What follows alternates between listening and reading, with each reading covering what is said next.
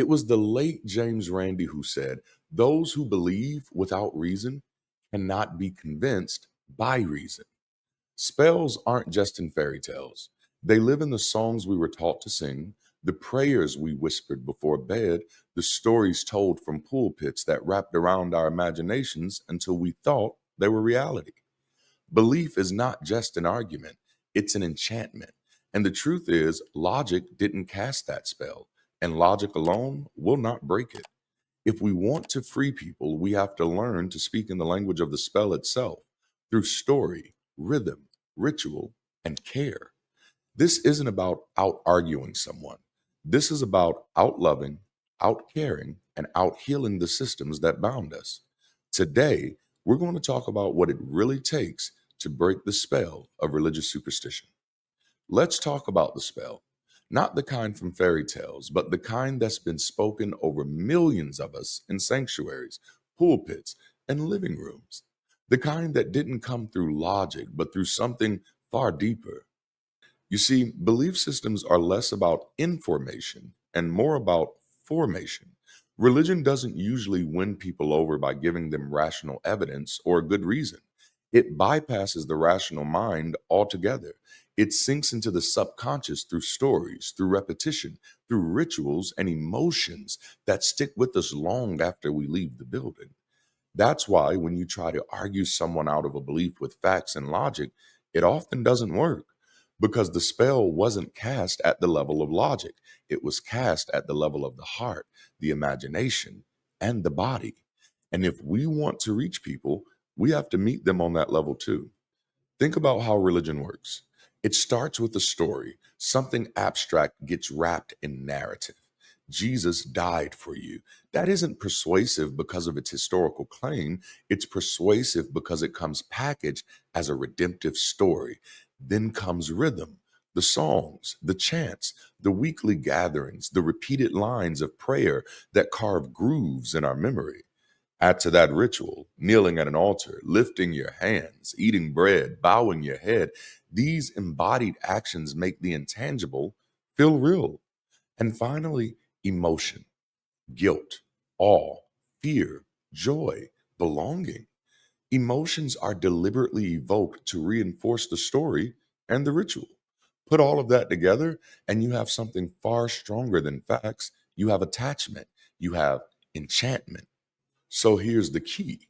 If the spell was cast with story, rhythm, ritual, and emotion, then breaking it requires the same tools, not the same forms, but the same categories.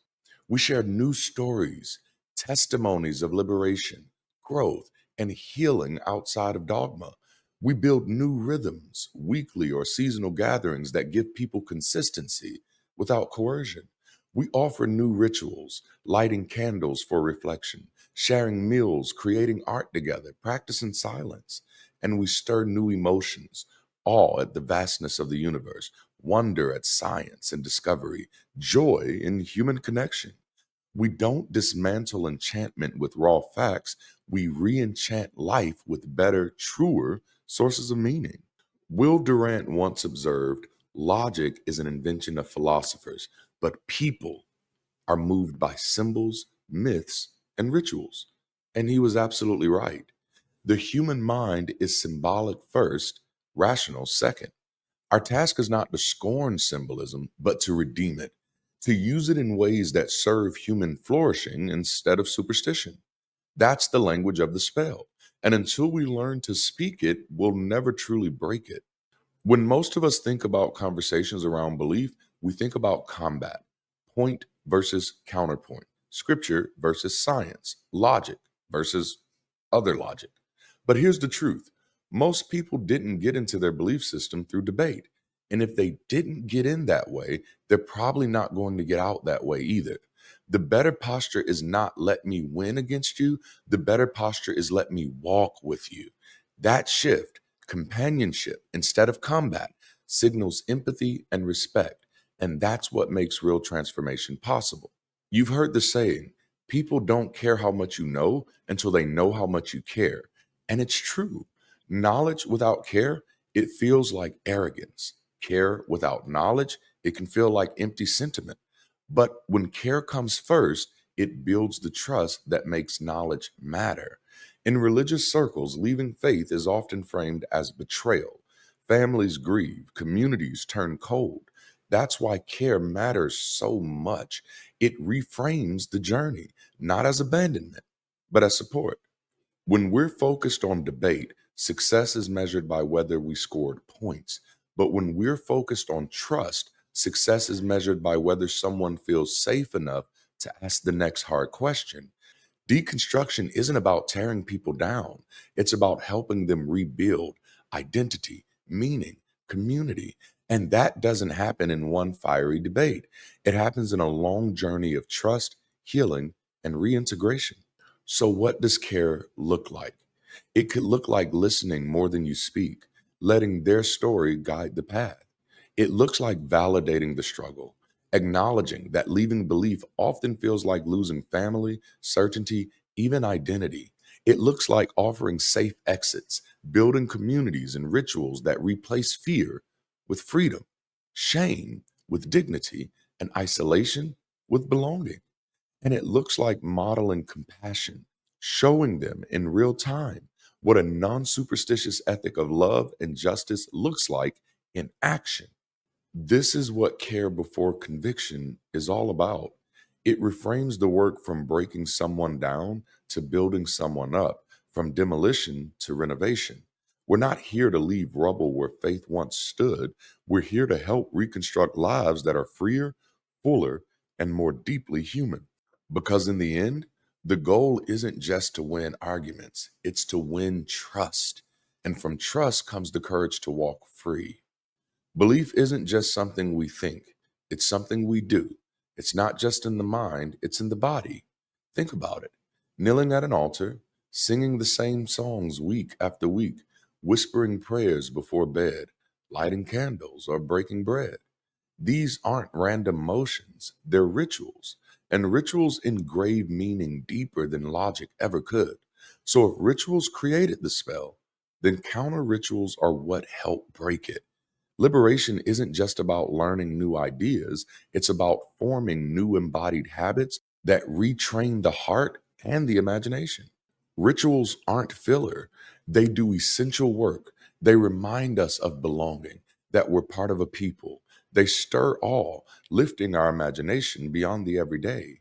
They create rhythm, marking time, giving our lives structure. They provide release, moments of catharsis, letting go, and renewal. And they point toward hope, a future worth living into. And here's the challenge: when belief fades, people often still feel the absence of these things.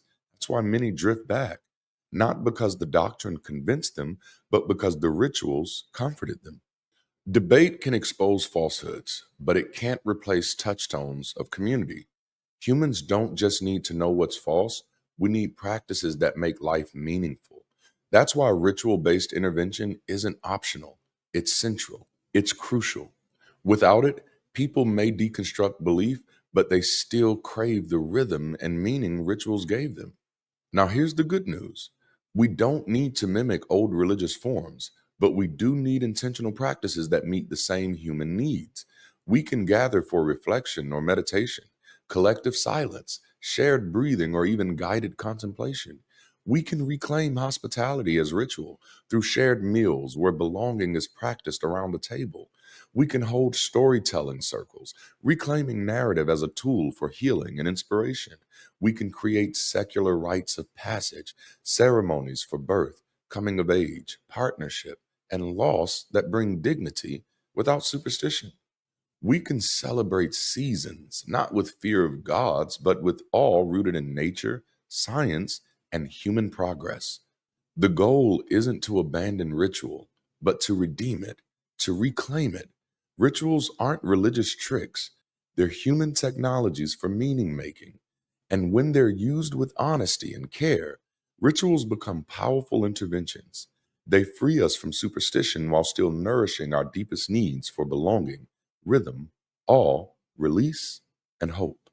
Because at the end of the day, people don't just need arguments to live by, they need practices to live in. When someone begins to break free from superstition, they don't just lose a set of beliefs. They often lose their community, their structure, their sense of safety. That's why so many people describe deconstruction as lonely, because it is. And that's why it's not enough to tear old spaces down. We have to build new ones, spaces that aren't accidental, but intentional, spaces designed to counter the manipulation, coercion, and fear that people are leaving behind. Spaces where healing and growth can actually happen. What do those new spaces need? They need four things, four S's that serve as pillars for everything we're building together. Safe, a community free from coercion, shame, or fear. A place where questions are welcomed, not punished. Safety is the foundation because people cannot heal if they feel under threat. It needs to be soft, gentle in tone, emotionally intelligent, and affirming. And let's be clear, soft doesn't mean weak. Soft means strength expressed with compassion and consideration. It's the opposite of harsh dogma or authoritarian control. It's the inclination to preserve the relationship over proving the point. And sound, rooted in reason, evidence, and psychological health. A community that values science, critical thinking, and well being over superstition or unchecked charisma. Soundness creates confidence. People know they're standing on solid ground. And lastly, secure, stable, reliable, and trustworthy over time. Not just a flash of inspiration or a hype driven movement, but something sustainable. Security reassures people they won't be abandoned when the spotlight moves on, that we are connected even when we disagree. Religion often claimed to offer these qualities, but what it really offered was conditional belonging. You were safe if you obeyed, soft if you submitted, sound if you stayed in line, secure if you never questioned. Our task is to flip that on its head, to provide these qualities unconditionally, to root them in humanity, not doctrine, not dogma, not cause, not creed. Together, the four S's create a psychological home, a place where people can heal, grow, and thrive, a place that doesn't need fear to function. Breaking the spell is only half the journey. The other half is building something better in its place, something human, something honest, something liberating. The four S's aren't just good ideas, they're the architectural blueprint for the kind of community people have been looking for all along. A community that gives safety without strings, compassion without control, truth without fear, and trust without manipulation. And when we build that, we don't just help people walk away from superstition, we give them something far greater to walk into. Friends, the spell was cast in stories, in rituals, in emotions that touch the deepest parts of us. And that means the spell is broken the same way. Not with sharper arguments, but with deeper compassion. Not with louder debates, but with safer spaces. Not just with deconstruction, but with reconstruction. Imagine a community where doubt isn't punished, but welcome, where care comes before conviction, where rituals are reimagined as monuments of freedom, not fear, where safety, softness, soundness, and security form the very walls that hold us together. That's the work before us, not just to expose superstition, but to replace it with something more human, more honest, and more healthy. That's liberation. Breaking the spell is not the end of the story, it's the beginning of a new one. Thank you for holding on to the end. What we're doing here is about more than just breaking the spell. It's about writing a new story, and you can be a part of that story. Support the channel and community through Patreon, YouTube memberships, or Cash App, PayPal, or Venmo. Shop Window Shop for digital guides and merch that fuel both you and the movement. And then use the tap in form below to let us know if you want to connect with others locally. We are building communities across the country, and your voice matters.